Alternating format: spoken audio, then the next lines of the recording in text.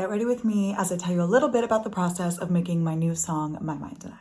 Wow, talking and doing makeup at the same time is so hard. So last summer, I put out an EP called Skin and Bones, and this was a project that I honestly was so unbelievably proud of. My song Energy Lucky Me had gone super viral on TikTok, and I had a couple of different distributors and labels reaching out to me wanting to release it officially. Fortunately, I was just getting out of my record deal with a joint venture with Universal, which thank God I got out of that. I started teasing Energy Lucky Me and it was doing super, super well. It was trending on Instagram. It was going viral on TikTok. And I felt like if I could get the right distribution partner that the song would do really well for me. Also, earlier that year, I had written a song called Skin and Bones that I was incredibly proud of. It's a song about LGBTQ love and just how beautiful I think love is. And I also knew that I wanted to put that on an EP. So the EP that I put out last summer, which is called Skin and Bones, had Energy Lucky Me, which was already going super viral,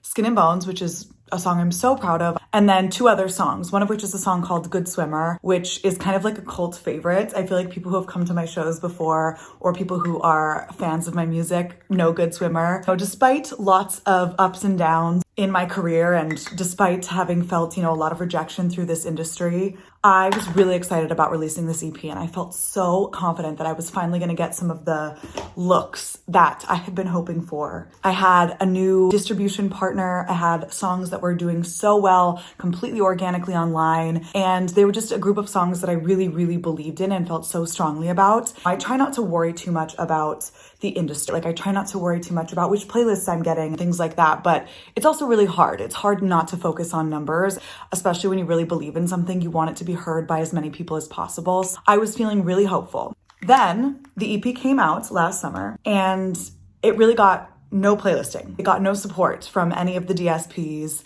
I was just devastated. And I just felt like if this project wasn't good enough for me to make a mark on the industry, then maybe I just wasn't good enough to make a mark on the industry. So I started to spiral a little bit and I posted what I now refer to as my sad girl video, which was really just me talking online about how frustrating I found the industry and how I was really considering giving up and quitting music altogether. The truth of the matter is, I have thought about quitting music more times than I can count. This was a time where I really considered it more seriously, and I talked about how heartbreaking it is to put your heart and soul into a project and to believe in it so strongly just for no one to really hear it, or at least for the industry to not buy into it.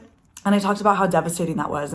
And a friend of mine, actually a couple of friends of mine, ended up reaching out to me just to encourage me and make me feel like I wasn't really alone in feeling this way. I know so many artists who just feel completely beaten down by the industry. And I had a number of friends send me some really, really sweet, amazing messages, just reminding me why I got into music in the first place and why I love making music and sharing their experiences with me so that I knew I wasn't alone. And specifically, one friend of mine texted me and said, "We should write together about this feeling." I was like, yeah, I'd love to.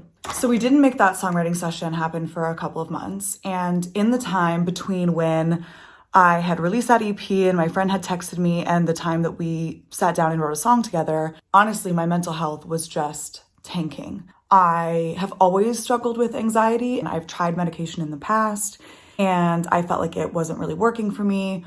But this time it was just a lot worse than it's ever been in the past. I was so anxious all the time and my insomnia was so bad. I remember feeling like my brain was not mine anymore. It felt like I couldn't take control of my own thoughts and it felt like my mind was being hijacked. So I went into my songwriting session with two of my friends and I literally said to them, I am not in a very good space mentally, so this might be a horrible session, but I just want to come into it with an open heart and see what we come up with. And on the way to this session, I was brainstorming different concepts and I thought about my relationship with my own mind. And I said, I have this idea to write a song about my mind and my relationship with my mind and how right now it feels like I'm in a toxic relationship with myself.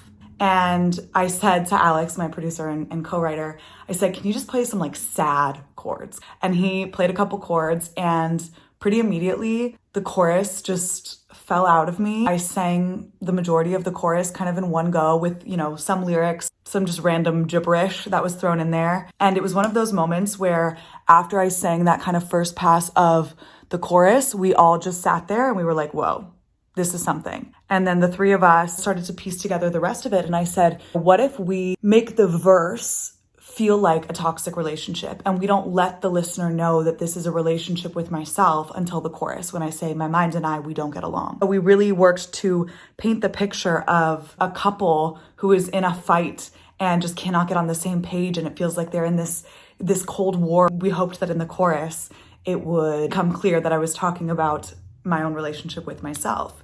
The last line of the chorus is, we're fighting to stay, won't walk away, because this is for life. And the song itself is a bit depressing in a lot of ways because, it is talking about my mental health struggles and it is talking about anxiety. But I wanted to end it on a positive note. I felt like this is for life was a really cool way to do that because at the end of the day, the relationship that we have the longest with anybody in the world is the relationship that we have with ourselves. And no matter how much you're struggling with your mental health, no matter how much you're struggling in your career or with your passions or with your family or with your friends or with your partner, or just with yourself and your own relationship with yourself, at the end of the day, you can never give up. That's the most important relationship in the world, is the relationship that you have with yourself. I think so many times in life, anything that's hard is deemed bad, but I just don't think that that's true. And I wanted to really paint that picture with this song, that just because something is hard doesn't mean you give up on it. And for me, that applied to my career, but it also applied to my mental health. I couldn't give up on myself. So My Mind and I, it's a bit of a sad song, but it was really just a way for me to vocalize what I was going through and then say, despite the fact that this is really hard and that my mental health is crumbling, I'm not giving up because this is for life. I got to play that song on tour around the world, and it was just a really special experience. And now I'm going on my very first headline tour this summer, exactly a year after I released that sad girl video about how much I was struggling. Not only do I get to play this song, My Mind and I, for hundreds and hundreds of people, but it's also called the This Is For Life tour. And I just think that's like a really beautiful metaphor for struggles and how we just never give up on ourselves. And so I hope that if you are going through any sort of mental health struggles right now, that you remember how valuable you are and that the world needs you. I hope you remember that anything that you're dealing with is completely temporary, and your relationship with yourself is the most important thing in the world, and it's for life. So don't ever give up on yourself. Don't ever give up on your dreams. And I hope to see you on the This Is For Life tour this summer. And also, stream My Mind and I. That's my first ever Get Ready With Me video. So if you liked it, make sure to comment. Love you.